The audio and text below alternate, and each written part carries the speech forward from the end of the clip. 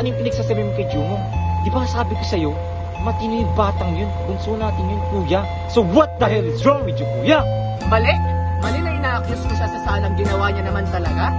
Malinaw ang ebidensya sa ginawa niya. Bakit galit na galit ka? Talagang mali na yung nakis mo siya. Kasi hindi niya naman gawa yun eh. Maraming nakakita na siya ang kumuha nun. Sino? Yung isa nating kapatid, nakita niya, siya mismo ang nagsabi sa akin. Magdi-deny ka pa at ipagtatanggol mo pa yung kapatid mo, Kuya, ang bunso mo. kuya, matagal nang patay si Josepina. Hindi siya patay. Kuya, ano Kung sinasabi mo? para sa'yo Apat? patay na siya, hindi pa siya Tatulog patay. tayo. Napapalo ka na, sabi ko na eh.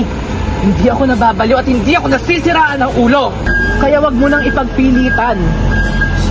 Kasi maling-mali, inaipagtanggol mo yung kapatid mong bunso sa mali niyang ginawa. Hindi tayo nagkukonsinti dito. Alam mo yan, alam mo yung tama at mali. Totoo naman kasi, inaakusahan mo lang siya. Wala naman siya. Kilala mo ako. Hindi ako nag-aakusahan ng wala akong ebidensya at walang nakakaalam. Oo, kilala kita. Pero that was fucking 3 years ago. No! Nagbago ka na. Hindi ako magbabago dahil ganito ako.